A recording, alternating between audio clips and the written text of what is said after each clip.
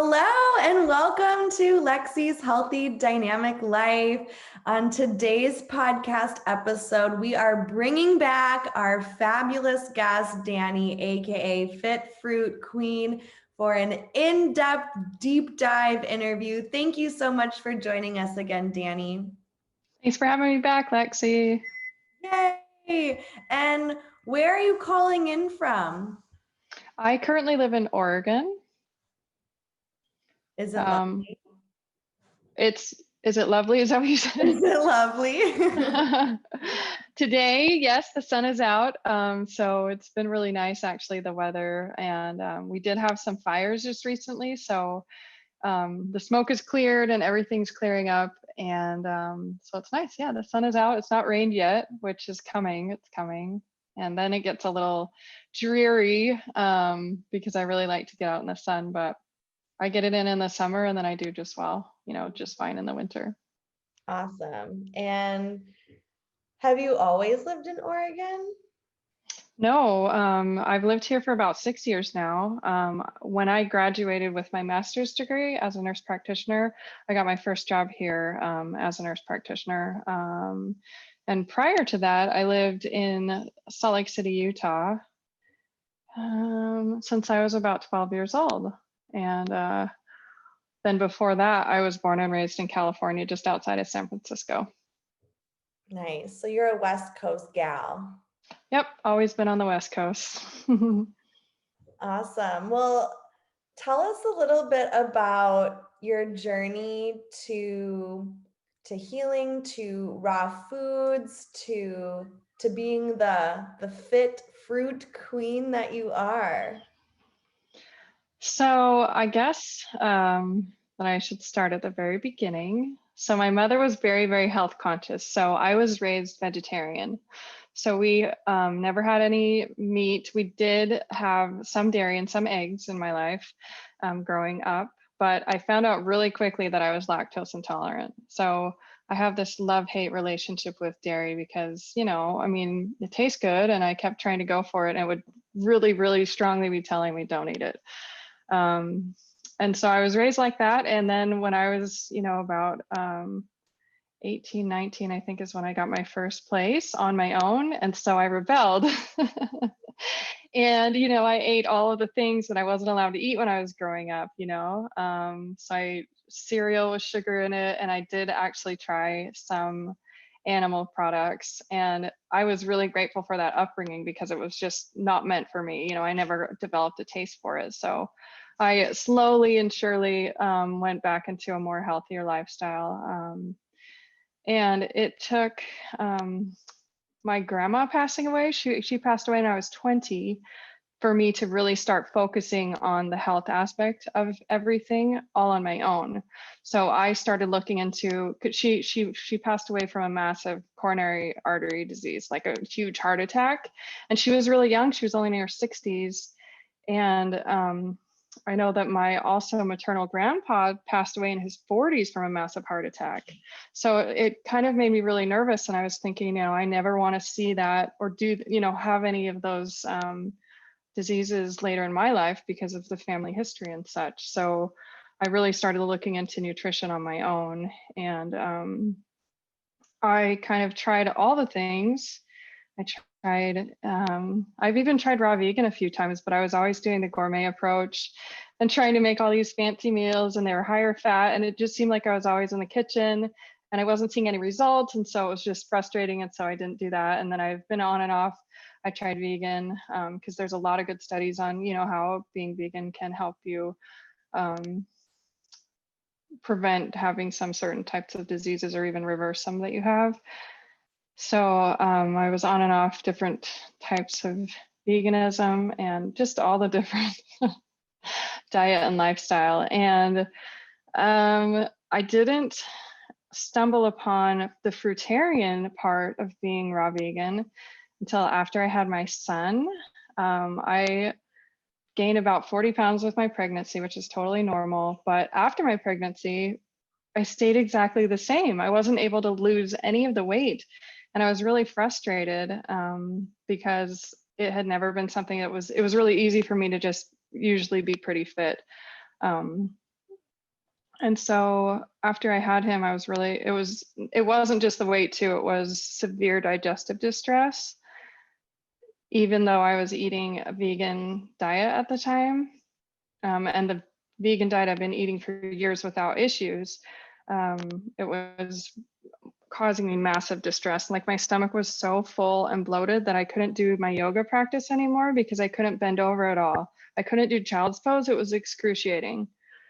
So something was wrong. I knew something was wrong. Like there wasn't something that it wasn't supposed to be like that. It wasn't just because I had just had a child or, you know, whatnot. And I also had severe swelling in my hands and feet, which was really painful. I wear surgical gloves at work and I couldn't hardly fit my gloves on. And by the end of the case, my hands would almost feel numb because they were just so full of fluid. And I don't know what that was about either. I called them Cheeto fingers because they were just hot and red all the time.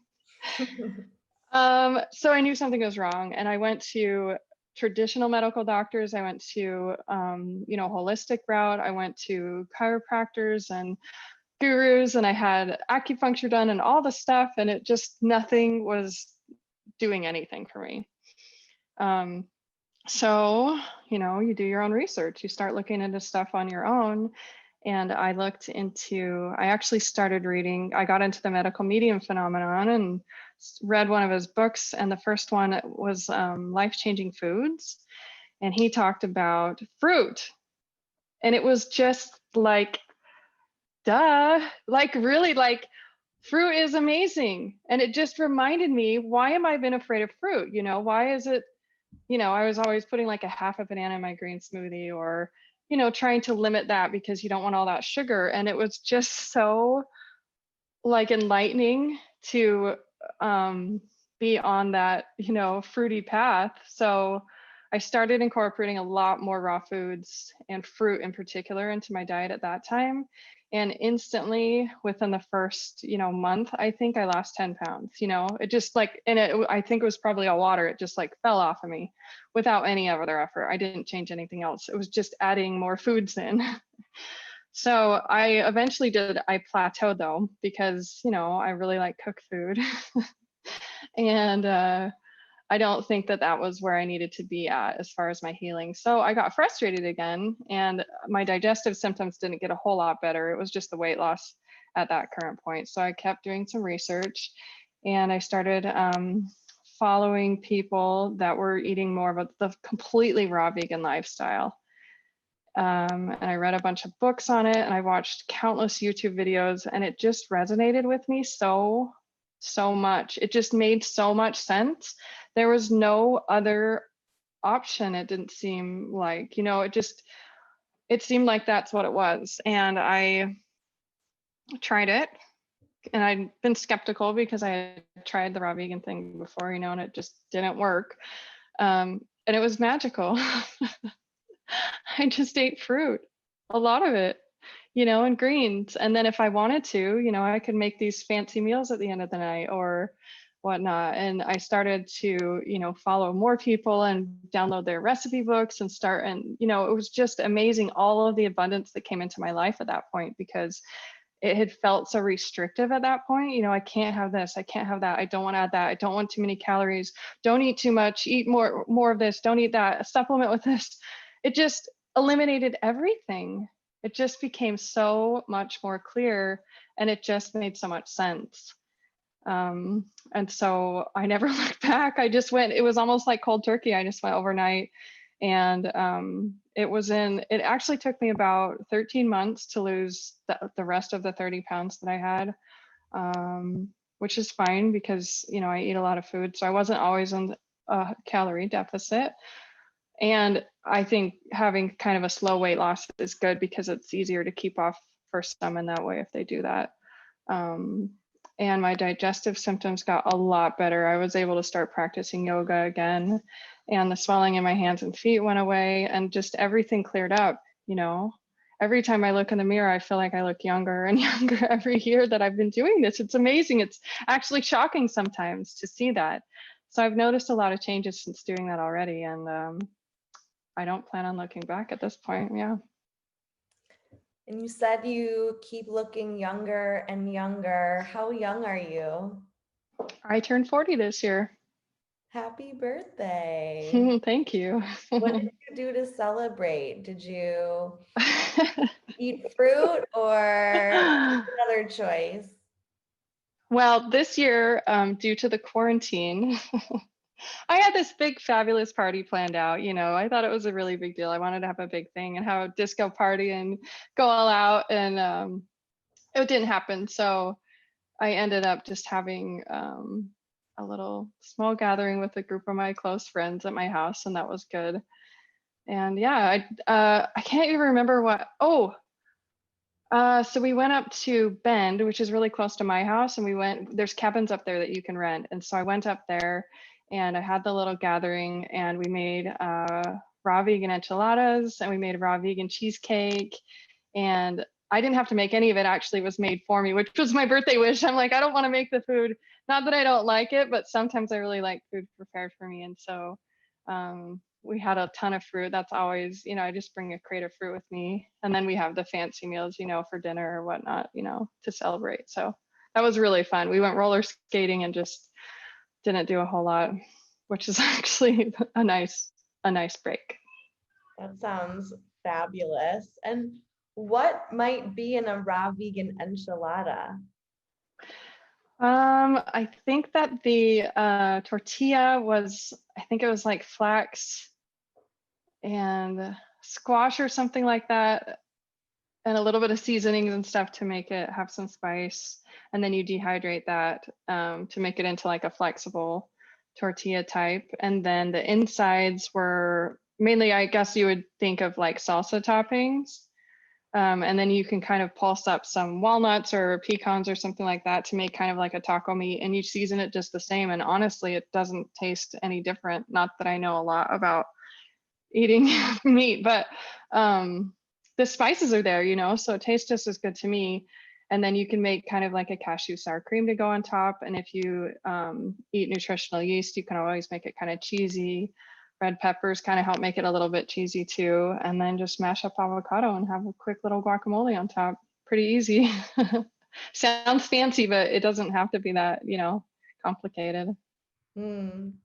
And you talked about experimenting with raw veganism in the past before you discovered the fruitarian component.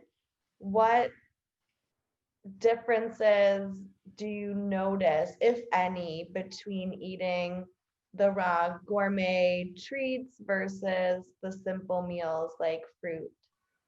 I notice a huge difference. It's definitely noticeable to me because having the gourmet meals, although they're fun, they sit a lot heavier to me, and I don't feel as energetic after. It can almost feel like eating cooked food because it's so dense that it's comforting, and you get that kind of lull after you eat a little bit. So I definitely notice a difference. And then when I just eat fruit, if that's all I feel like in the day and I'm just eating fruit, I am light and energetic, and I have, I feel like I can't sit still. I just have to keep doing stuff because I just have so much energy. So it takes very, very little digestive energy to digest fruit.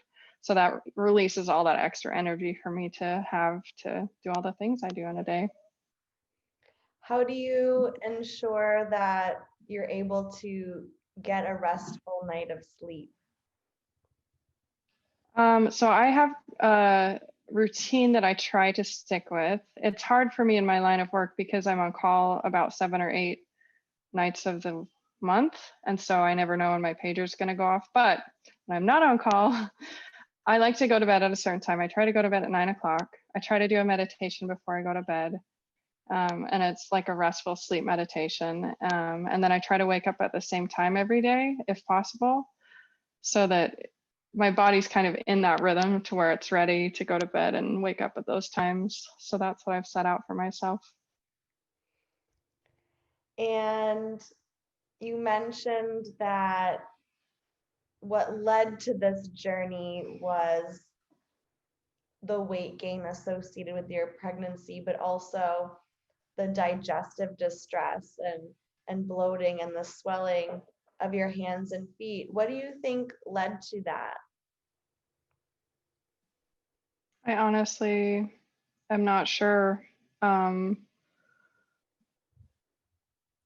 nobody could figure it out. All of my labs looked fine. I even got into deep depth of looking at my, I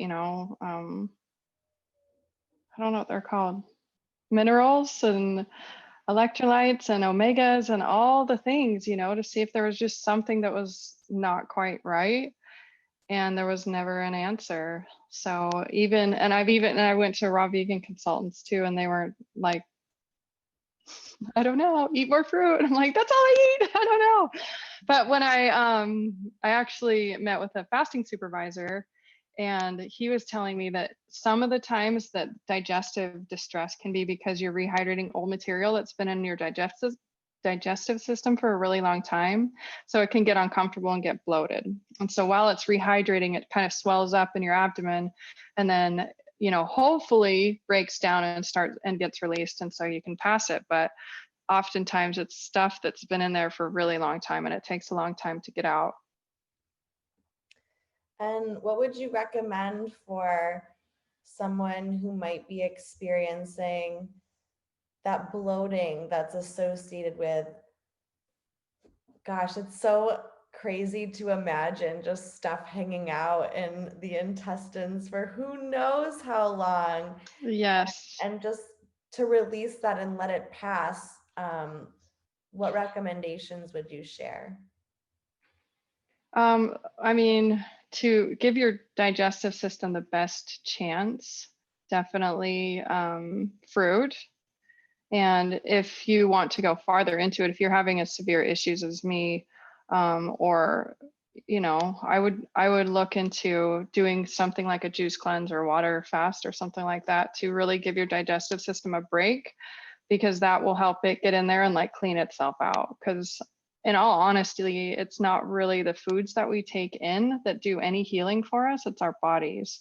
And so eating this way and doing further cleanses, if you choose to do so, really just step out of the way of our body doing its own job. And so those are things that I would definitely recommend and look into, but never unsupervised. Those can get you into a situation that you have to be really careful, or do it with somebody that's done it a long time so that you can do it safely. And you recently shared publicly on your Instagram about your water fast. What led you to make that choice to do a further cleanse or fast?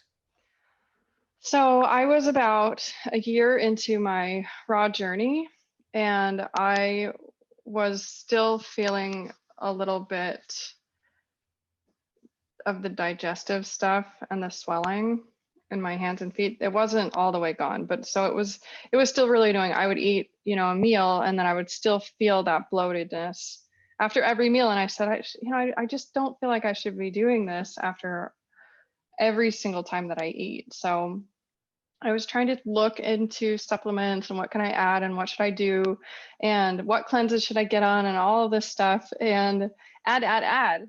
So it was actually at the Canada Vegan Festival that I was at, and fasting supervisors there doing a talk, and I was like, oh, this sounds interesting. I'll go see. I've always wondered about water fasting. And he just started talking about just what I said, like getting out of your way of letting your body do the healing. So it just was like another aha moment to me where I went, oh, I've been trying to add this, do this yoga, do this pose, do these things that will help my digestive system. And I just need to give it a break so it can do its job and get that stuff out of there. So instantly I was determined I was going to manifest this fast. And I reached out to him, and I did my first water fast, and that was a year ago. And I was only able to make it 14 days because that's all the time I could get off work. And so I got to actually only wanted to go 5 days because I'm scared to death of not eating. I really like to eat, and I don't like to go very long between meals, but he was like, let's just try for 11. And then by day 5, I felt great. And then by day 11, I felt great. So I was like, well, let's go as long as we can. So we made it to day 14. And at that moment, I was like, I'm going to do a longer fast as soon as I can. So we talked again for a few months, and I decided a year later was probably a good time. And so I booked a 21-day fast, and I was supposed to go down to Costa Rica to do so because I really wanted that whole healing experience of being able to go down there. But again, we're still in quarantine, so everything shifted this year, and I went and I was able to just fast again via Skype. So we still met every day on the computer, but it just wasn't in that environment. Because I know, especially with the history that I have with the family history of the coronary artery disease and such, there probably still is stuff going that had been building up over the years that I maybe can't feel, but I know might be there. And maybe that's why some of the swelling was in my hands and feet, is maybe my circulation isn't so ideal, you know, and maybe if it's not ideal in my hands and feet, maybe it's not ideal in my heart or arteries or, you know, veins. So it was definitely something I wanted to explore. And I don't think that it could hurt in any way to look into that and at least try. And there's definitely old hard material that is in there that you pass for sure. We'll just put it like that. It's an experience for sure. During the Yeah. water fast. Yes. Yeah. I did not eliminate during the fast, but after you start refeeding and there starts to get more stuff going on in your digestive system, then that stuff that's been rehydrating can actually start to break free. So your first few eliminations are just from the depths of hell. I mean, for real, it is just not right. And that stuff's in us. And this is after being raw for 2 whole years and being fruit-based and really good with my diet. So it's still there, you know, and so sometimes for some people, it takes a deeper cleansing experience like that to help move stuff along. And that's just been in my case, and it's not for everybody, but it's definitely something that I needed to do for myself. And I'm feeling better for sure now. I've actually never felt so good ever that I can remember, you know, maybe when I was a kid, but I feel like I'm back there. I feel really good. And you shared that you felt good on day 5 and day 11 of your fast, and you feel great now. What makes you feel good? How do you know that you're feeling great? What are the signs? As far as being on the water fast and feeling good, I wasn't hungry. I didn't feel good on the water fast. I didn't like want to live there forever. That wasn't happening.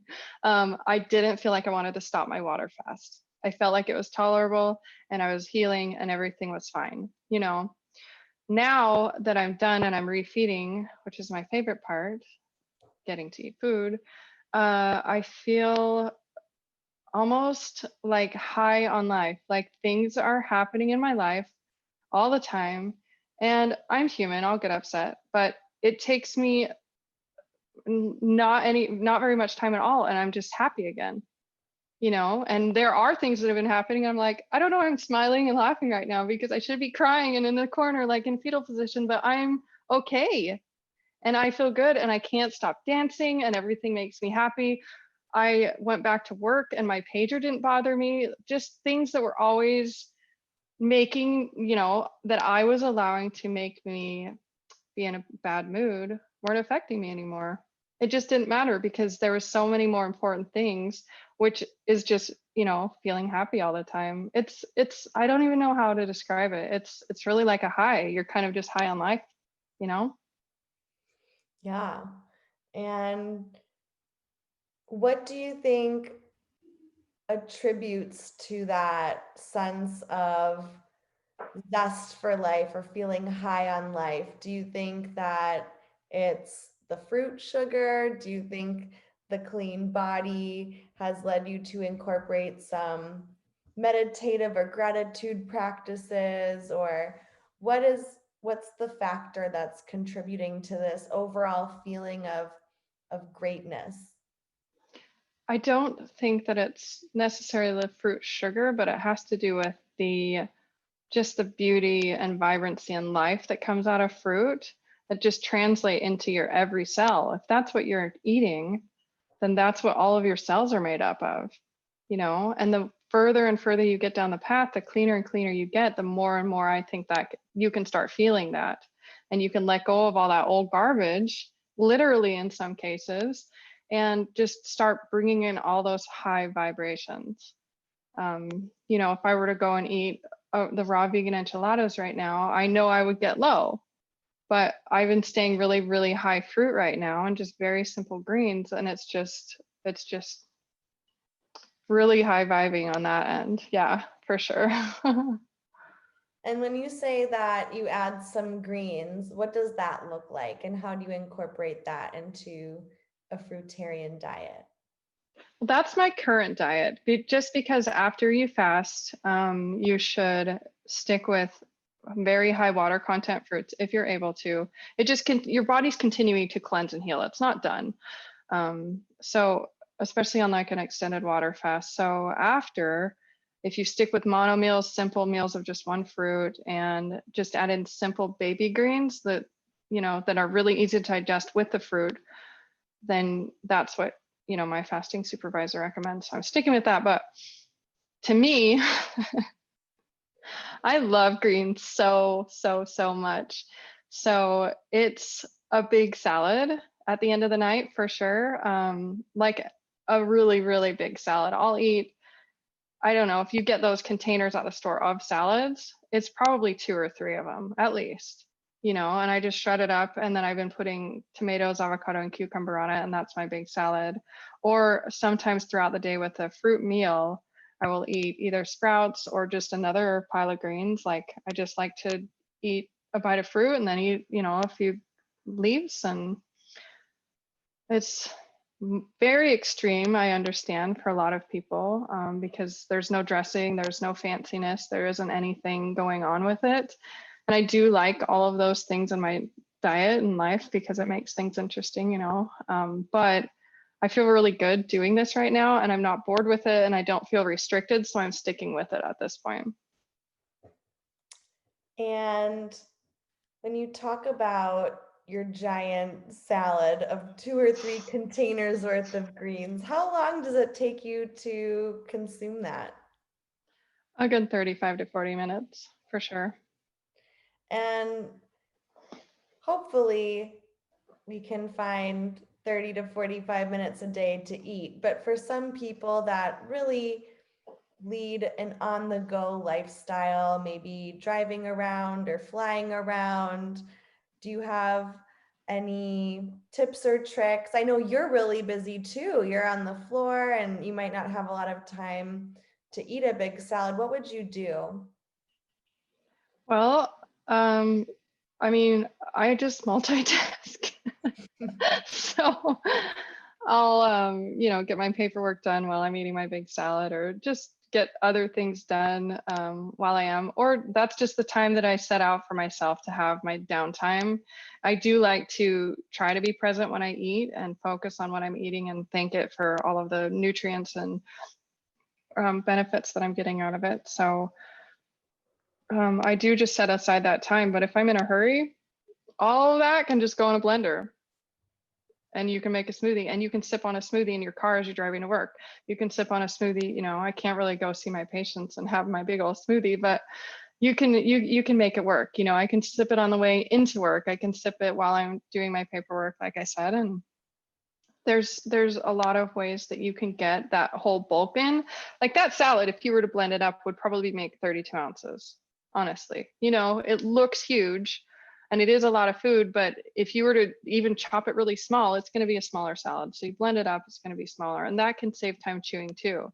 I just really like to sit down and chew lettuce right now, and so that's the way that I've been doing it. But there are a lot of options, and smoothies are one of them. And you can juice a lot of greens too. I know that takes a little bit more time though, if you have that time to juice things, because the cleanup and going through all that produce, because it's a lot of produce to chop up and prepare to juice. But that will give you your big, huge like nutritional hit too, if you do that. Do you have a preference, juice or smoothie? I do a lot of smoothies. Just juicing just takes a while. I don't, it's just, it takes a lot longer. My juicer is set up right now for an ice cream, and that's kind of its exclusive job right now because I have an awesome attachment that just makes it super easy to throw in all the frozen stuff and it comes out like sorbet. It's amazing. And so I do that, and I'm not even making smoothies right now. But when I do, I usually in the morning will do a green smoothie to start out the day because that's the easiest thing because my mornings tend to be busier than the rest of my day. And how did you get into the field of nursing, of becoming a nurse practitioner? What was that journey like? Well, it sort of has to do with just being really passionate about wanting to figure out what's going on in the heart, as when my grandma passed away. So I was going to school and I was thinking, oh, I want to be a vet because I love animals. I want to be a large animal vet. I want to see pigs and horses and cows and chickens. And so I was pursuing that. So I was getting my degrees and my first bachelor's degree in that, just my prerequisites and such. But somebody said, hey, you should check out this scrub tech program. It's pretty awesome. And I said, I don't even know what that is. They were like, well, it's the person that passes the scalpel to the doctor in the operating room. And I was like, hey, that sounds pretty cool. I'd like to see that. So I got into that, and instantly, like my first job that I got, they looked at the size of my hands. They're like, you have tiny hands. You need to come hold the heart. And I said, what the heck does that mean? Holding a heart? I'm in. And so it's just so I was that person who, when you sew on grafts on the heart, so when somebody has coronary artery disease, you bypass around the blockage and you put new plumbing essentially to the blocked, past the blocked part so that heart can get more blood flow. So the doctor needs to be able to see those areas of the heart. And so you stand right next to him and you'll hold the heart in a certain way so he can see those areas and put the new bypass grafts to the area. And so I was essentially holding people's hearts. And that's what started all of it. I got into that, and then vet school is impossible to get into unless you're a vet tech. So scrub tech, they kind of discounted all of my human experience, and so it didn't work out, which is fine because then at that point I decided I'm going to keep going, and so I kept going and got a few more degrees in it. I'm still doing it 18 years later, and I'm still actually holding people's hearts, but now I get to do way, way, way more with it. So that's kind of what prompted that. And it's just been actually pretty eye-opening to me because I'm in this field with all these medical professionals, and I'm the only one that's vegetarian, vegan, raw vegan, anything. And they're seeing what I see, they're seeing what I saw, and I've seen what I see in other people. And nobody wants to look at their own diet and lifestyle. It's very fascinating to me that I'm the only one conscious about it. It seems like. And how do you see this medical field and your place within it intersecting with your experience and your knowledge about how diet can contribute to health and well-being? Well, it's conflicting a lot of times for me. Sometimes I feel like it goes against what I believe now that I've done all of this research and education for myself. And so there's a lot of things that I am kind of trying to get out of those areas because it just doesn't feel right with me, and get back into the OR because I really love working in the operating room, because that's the fun part to me. I don't know if that sounds weird, but it's the part where you get to do a lot of stuff, and I really like to do and get my hands on people, I guess you would say. So I'm looking at doing that. But the people that I work with right now, they do know that I'm super into nutrition. So it was very interesting. My manager came to me the other day and I was approaching her because I wanted to go into, there's a plant-based program through the Cornell University to get certified, and you get medical credits for it. So I asked if my work could pay for that, and she said yes. And then she said, would you like to head our prevention program? Because we're going to be doing it on nutrition and teaching the patients about what they should be eating to prevent, cardiac disease. And I said yes, because I was just so excited that we're finally doing some preventative medicine rather than just fixing people that have already gotten to that point. And just fixing people, to me, in kind of a quick fix type of a way and sending them on their way, rather than, arming them with the skills that they need to prevent another event in the future or take better, care of themselves moving forward.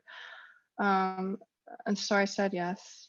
So we'll see how that goes, because I've really have a hard time speaking in front of people. But you know what? It's very important and I'm excited. And if it's going to help people, then I'm going to get over my own fears and do it. And what do you see as the future of nutrition in medicine? I don't know. I don't know, because I know that there are studies that have been done by major universities on diabetes, on heart disease, on all of the major diseases that are major contributors to death in our, the US and all over the world. And it seems like they're still following recommendations that are old or are outdated. And everyone is very stuck on that, people still say, where do you get your protein? Or they use the term complete protein, which is a study that was done back in 1910. And it was disproven several times over that we don't need, and it was done on rats. So it's not even relevant. And it's still something 110 years later that they're stuck on. So I think there needs to be a lot of re-education and growth. But at the same time, like I was saying, people don't want to look into themselves and change what they're doing. It becomes very almost defensive. They don't want to say, well, I'm not going to change and become vegetarian just because I'm supposed to be preaching that to my patients. And so our recommendations are just going to be, assume that no one's going to want to change, and we'll just make it as, good as we can, which I don't think is fair, but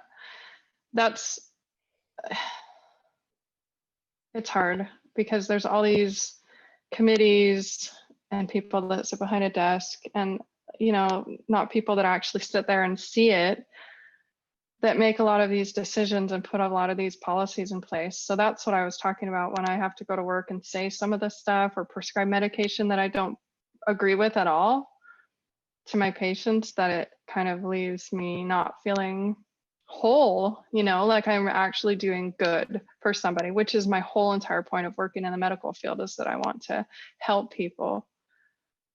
So I don't know, I would hope so.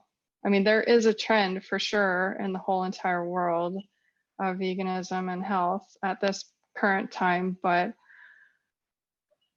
people are set in their ways from 1910, still set in their ways from years and years ago. And I don't know how to get out of that. And I don't know how to help the medical field move in that direction. Well, it sounds like the program you're going to be spearheading is certainly a step in the right direction. And I took the plant-based nutrition course through eCornell and I absolutely loved it. To anyone who's listening who might be considering the course, to highly recommend it. And I'm really excited that you get to experience that too, and really take that to the people that you're treating so that they can, if they want to, make lifestyle changes that, can help prevent an early death or another disease. So that's really awesome, and congratulations. Yeah. Yeah. You mentioned earlier in our interview that the weight gain you experienced was associated with your pregnancy and you were unable to release it after your childbirth. So you have a child, and people might be wondering, how are you raising your child? Is this something safe to do, and how are you doing that? I have 2 kids. So I have a 12-year-old daughter and I have a 4-year-old son now. And I have raised my son completely vegan, which, I'm really proud of. My daughter was raised more in the vegetarian realm because at that time I was still experimenting with all of the different ways of eating. But since I was raised that way, it didn't really seem like it was wrong. And I never really had any doubts. And since I've done so much research on where you get your protein, where you get your calcium, iron, all the things, that it never really worried me at all. Even their dad, he was always questioning things because he was raised meat and potatoes, and so he is just kind of new to being vegan. He just did because he actually had some health issues that came up too. And so I'm really proud of him for doing that. But he did question a lot of it. And you do, because you hear it all over the place. But I have no doubt that you can get all of your nutrition from a plant-based diet if you're smart about it. I think definitely you can be unhealthy on any diet, especially if you're eating chicken nuggets and mac and cheese and candy and soda and things like that. I think that's kind of where we need to worry, rather than if I'm feeding my kids fresh fruits and vegetables. I think for sure that's a, more healthy route to go. But you can be an unhealthy vegan too. You can eat all the same junk food. It's just vegan. It's like I said, you can be unhealthy on any diet. So to make sure that you get all your nutrition in, you just have to be smart about it. And, you can supplement with some things if they're not getting it in their diets, because vegans don't get B12, but a lot of people don't get B12 because of our agriculture practices these days. So you can test for that, or you can just give supplements for that too if you don't want to go that route. And then vitamin D, we just make sure we get sun. And so other than that, most things can be found, actually all the other things can be found in plants. And so we just eat a lot of plants. Yay. Isn't it amazing how nature provides everything we need?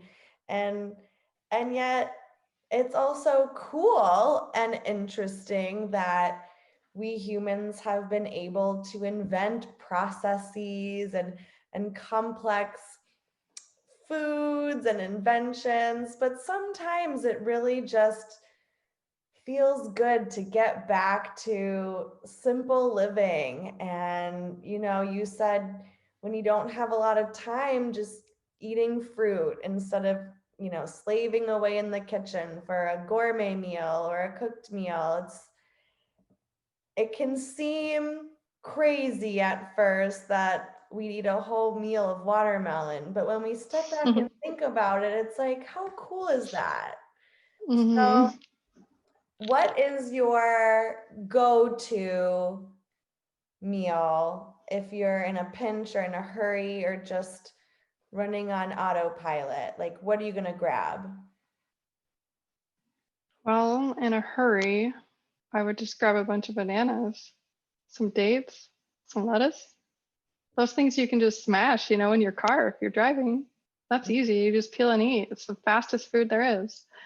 My favorite go-to is a watermelon, though, just like you said, eating a whole watermelon. I try to do that every day and during the season, but that takes more effort. You have to find a knife and a spoon. I guess you could break it open and just start eating it, but it's kind of messy. So just the quick on the go.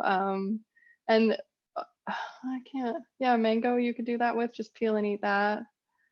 That's not usually my go-to though. I like those in my salads. And grapes are also really good. I like to just throw those in my car and just eat grapes if I have. And then if they're like with, I don't know. Yeah, I like to just add greens in just because I like the taste of that too. So just take romaine boat and put some bananas in it and throw some dates on top and roll it up. That's it. Easy peasy. That's one of my favorite snacks too. I'm so glad you mentioned that. Another thing I like to do is a celery stick if I don't have lettuce. Oh, perfect. But yeah, grapes too. Those are all my go-tos, especially for a long day at the dance studio. But smoothies are great too. Yeah. But even if you don't have time to blend, if I'm late for work, I just run out the door with a pile of fruit. I bring a crate of fruit to work with me too. I I remember get the looks. I remember seeing one of your Instagram posts and you had the biggest bag filled with fruit for the day. You said, sometimes I eat it all, sometimes I don't. And it just reminded me so much when I would drive to an office 30 minutes away. And it's so true. I would just bring more than I think I would need just in case, and then I never go hungry. So, a lot of people ask me or say, oh, I couldn't eat fruit, I would be hungry all the time. But how do you stay nourished on fruit or water or juice or smoothies? How is it possible? Well, you have to eat enough. So if somebody else starting out were to eat a watermelon, I bet they would eat, an eighth of it and either feel full or not. I don't know. Because it's a different feeling that it gets pretty full. But I eat half a watermelon or the whole thing if I'm hungry enough. You eat until you're satisfied, and you have to eat enough of it. So that's really important. We're used to eating these small portions and all this portion control, and it's not like that. It's about abundance. And so number one, you definitely just need to eat enough. That's how I make a 32-ounce smoothie a minimum. And then if yeah, I eat like 8 kiwis at a time with the whole entire box of greens. That's a lot for some people. And it does take a little while to get used to that. But since there's so much water in it and it's so low in calories, you do have to end up eating enough. And if you're getting enough calories, you're not going to feel hungry. I don't feel hungry between meals because I ate enough at my last meal. So I can go a few hours. And I do sip on my water between. It's not like it's filling me up, but it's definitely, helping in that way. Um, oh, that's my tip. You need to eat enough. And when you think about being a fruitarian or eating a fruit-based diet, do you think I'm doing this for the rest of my life or I'm just going to do it today? How does that tie into your identity? So initially, it's really easy if you just focus on what you're doing for that day, that meal. You can say to yourself, right now I'm a fruitarian, because if you start thinking long term, a lot of people can get in their heads and start thinking you're restricted for the rest of your life. And that's just, for me especially, is a very dangerous place to be, as feeling restricted ever. So just focusing on one meal at a time, one day at a time. If you screw up, it doesn't matter. It doesn't mean you're not a fruitarian. It doesn't mean you're not raw vegan. You can just get back on the next meal. It doesn't matter. Just write it off your book. But now that I feel so good, I'm in it. I don't plan on stopping. And I don't feel like that means that my life is over and I'm just fruitarian the rest of my life. I think it means that my life just began. It just started and I'm just experiencing all of this stuff that, is amazing. So now I can look at it in a different light, and I don't feel that way. If I ever choose to eat cooked food again, that doesn't have to mean anything at that point either. So there's always those options. You always have a choice. It's never black or white. There's always that, and you can choose whatever you choose throughout the day. It doesn't mean that it changes how people are going to look at you, or if they're going to cut you out of the fruitarian, community, because it's not like that. Everybody here is loving and encouraging and engaging, and they all know we're all on different paths. There's a lot of us, not me, I happen to be fully raw, but there's some that eat steamed vegetables at night with their salad or on the side or whatnot. And that's fine. I don't have any different of opinion of somebody who's doing it that way. That doesn't work for me. That works for them though. So yeah, I just find what works for you and do that. And you can still be however, and even if something's working for me right now, it may change later. So I think for sure I would like to stick with this lifestyle, but it may look different later on. Awesome. Well, Dani, before we wrap up the interview, do you have any parting words of wisdom that you would like to share? Or maybe Words of like wisdom. a mantra or a motto, something that is dear to you. So I like to say, as far as a mantra, that's a good one. I like to say stuff like "I am enough" and "I'm worthy," and that to me means that I'm worthy to take this time to prepare this food for myself, or to take this time to do this self-care that I kind of feel like it is as far as following this lifestyle, or to just do my yoga or meditation. I am worthy of taking that time out of my day to do that. I'm worthy of taking that 30 to 40 minutes to eat my salad, you know? So that's something I like to say a lot, because we oftentimes forget that, we are worthy of actually not doing all these things for other people and just taking a step back and taking care of ourselves, because if we're not around, we're not going to be able to take care of anybody. And so I do often say that. Well, thank you so much, Dani, for sharing all of your experiences and advice. And we just really appreciate your time and for you coming today. I had a really, really good time. Thank you so much, Lexi. And thank you to all the listeners. I hope you have learned something. If you have, please feel free to give this a thumbs up or share with someone you think might be interested in learning more. Dani is Fit Fruit Queen. I'm Healthy Dynamic Life, and we wish you a happy, healthy, and dynamic day. Bye.